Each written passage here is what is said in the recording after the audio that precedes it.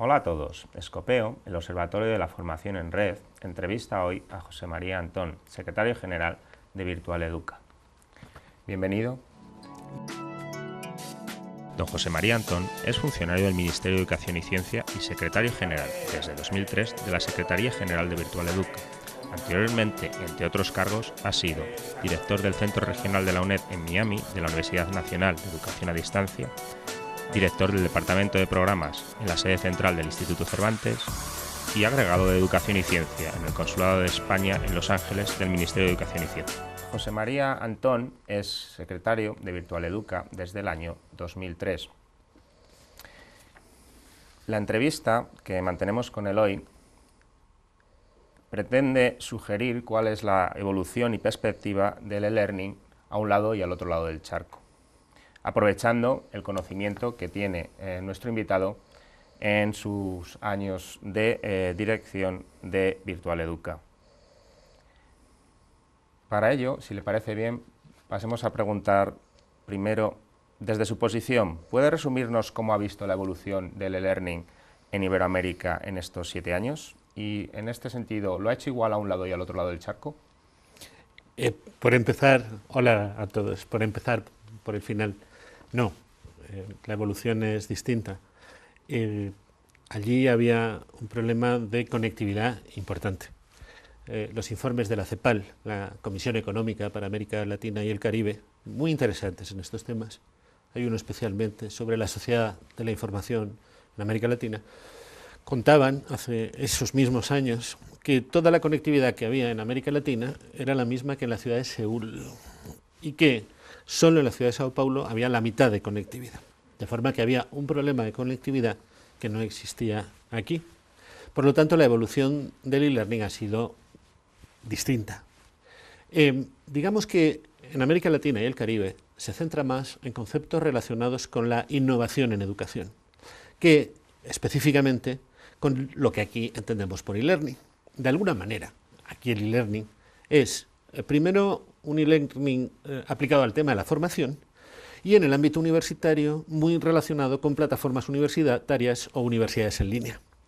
Y en América Latina es más una mezcla de temas, una mezcla en donde, posicionados por las universidades y por los organismos multilaterales, el e-learning se va extendiendo como mecanismo para poder formarse en zonas periféricas, obviamente, pero también para progresar en el ámbito universitario en lo que es una educación de calidad que de otra manera sería muy difícil, dadas las enormes distancias, tanto geográficas como con respecto a lo que se entiende por el concepto de la universidad en general. Por lo tanto, ha evolucionado de forma distinta, tiene una perspectiva más pedagógica, vinculada al concepto de educación con arroba, que al concepto puro y duro de e-learning, con lo que ello conlleva de debate pedagógico innovador frente a un tema mucho más especializado, que es el tema de la Unión Europea, obviamente. Y en este sentido, al igual que Scopeo, Virtual Educa desarrolla iniciativas en distintos ámbitos. En la empresa, con iniciativas en formación continua, y en la universidad, que ha hablado usted anteriormente, y la escuela. ¿Había diferencias, veíamos, a nivel de universidad? ¿Las hay también en estos otros ámbitos? ¿En el ámbito escolar? ¿En el ámbito escolar o en la empresa? Sí. En el ámbito escolar, leía esta mañana una entrevista a Nicolás Negroponte, que como todos saben es el presidente del Media Lab del MTI, del Instituto de Tecnología de Massachusetts, y decía que crearon hace unos años una computadora para el ámbito educativo, la famosa 1 a 1 que iba a costar menos de $100 y que ahora está en torno a los 300 todavía. Él dice que pronto costará eso, y decía que el 90% de esas computadoras se ha vendido en América Latina, cuando estaba previsto básicamente para África y menos para América Latina. Y es verdad, hay un gran boom, un gran interés en los países, con financiación probablemente multilateral, pero también de los propios países, en que los alumnos tengan computadoras para poder mejorar la calidad de la educación usando materiales digitales que de otra manera no les son accesibles. Aquí un poco más el debate, bajo mi punto de vista, se centró en cuántas computadoras comprar por aula. De hecho, hubo una comunidad autónoma, que no voy a citar, que puso una gran computadora, no tablet PC, sino una gran computadora para cada 2 alumnos encima de la mesa, y los profesores el debate era que ahí no cabía nada más que eso. Mientras que en América Latina se ha centrado mucho más en el concepto de 1 a 1. Aquí en España, en los Pirineos por otro lado, empezó el tema de las tablets en un pueblo llamado Ariño, con Fundación Telefónica apoyando los esfuerzos del Ministerio de Educación. De hecho, hubo un alumno de ese pueblo que fue a ver a Bill Gates, a Bonn, me parece fue a Berlín, en una gran convención que había, y explicaba cómo él estudiaba. Es decir, que en España, en la Unión Europea, los alumnos trabajar con computadoras llevan muchos años trabajando. En América Latina están empezando, pero por lo mismo el debate se centra y se focaliza más en cómo hacer accesible esas computadoras a todo el mundo. Y hay un país que es pionero en el tema, que es Uruguay, que tiene un plan que se llama el Plan Ceibal, en donde todos los alumnos, que empezó en la periferia, no empezó en el centro de las ciudades, porque en el centro es más fácil, en donde todos los alumnos tienen una computadora, y en realidad son las computadoras que promueve Negroponte, o una computadora de Intel que se llama Classmate, que las dos son buenas, y las dos cumplen el objetivo, no solo de que esos alumnos puedan trabajar con esas computadoras en la selección de documentos digitales, sino que las familias puedan usarlas también, es decir, que tienen mayor uso que tiene la Unión Europea, en donde el tema está mucho más contrastado hace muchos años. Sí. Escuela, tratado. ¿El tema de la empresa? El tema de la empresa. Bueno, el tema de la empresa tendríamos también que ver en Europa cómo ha sido la cosa. En España, durante una temporada ha habido un problema con el e-learning, dado que la universidad se planteó otros temas, no el ámbito empresarial, y determinadas empresas privadas fueron desarrollando, sobre todo porque hay muchos programas de ayuda, por ejemplo el Plan Avanza, que financia a empresas que desarrollan proyectos en estos campos.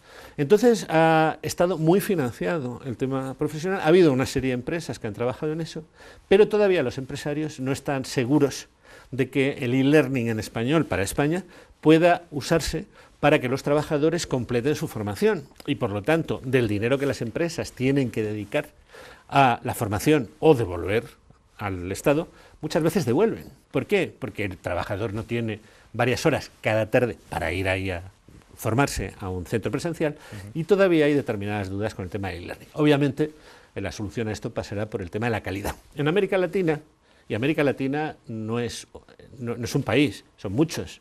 Por ejemplo, donde más avanzado el tema está es en Chile. En Chile es muy parecido el concepto de lo que es e-learning en el ámbito empresarial a como es en España. Pero México, que es un país también muy avanzado en temas de innovación, no contempla todavía la formación profesional mediante el e-learning. Están centrados en crear centros comunitarios de aprendizaje, es decir, tienen tecnología, tienen computadoras, pero no tienen los contenidos. Los contenidos en e-learning en México están muy en manos universitarias, está muy vinculado al tema de la universidad y muy poco al ámbito empresarial. Ha citado puntualmente el término calidad.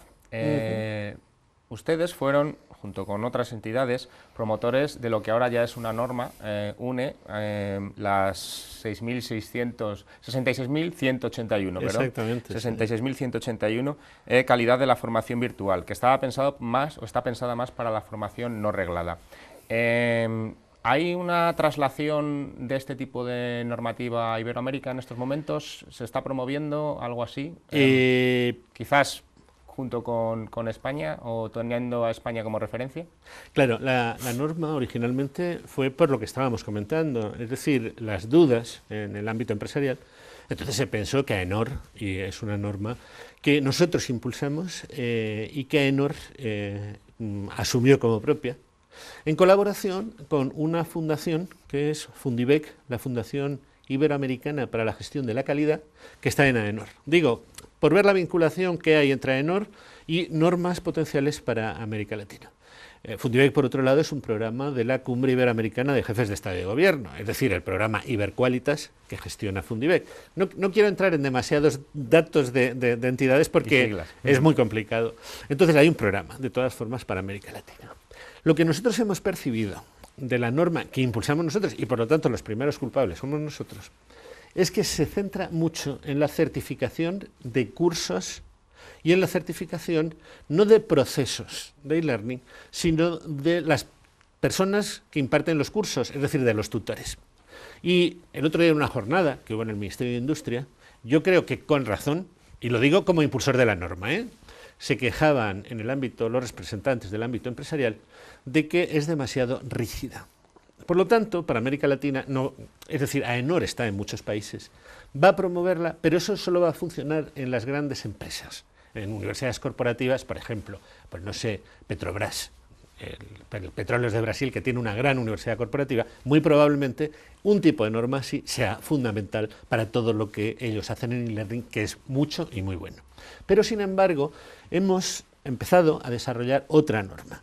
En este caso, con Edexcel, que es una entidad de certificación basada en el Reino Unido, en Londres, que certifica en 150 países. Por ejemplo, Reino Unido certifica todo el sistema educativo inglés no universitario, en donde vamos a establecer un sistema de homologación, no de acreditación, sino de homologación. Es decir, esos procesos de e-learning son aceptables, cumplen normas mínimas de calidad, y yo creo que eso va a tener más éxito en América Latina, si bien vamos a continuar, obviamente, como no podía ser de otra forma, impulsando ambas normas. Pues muchas gracias, José María Antón, por introducirnos el tema de América Latina y esta comparativa con España, y a vosotros por seguirnos en nuestro canal.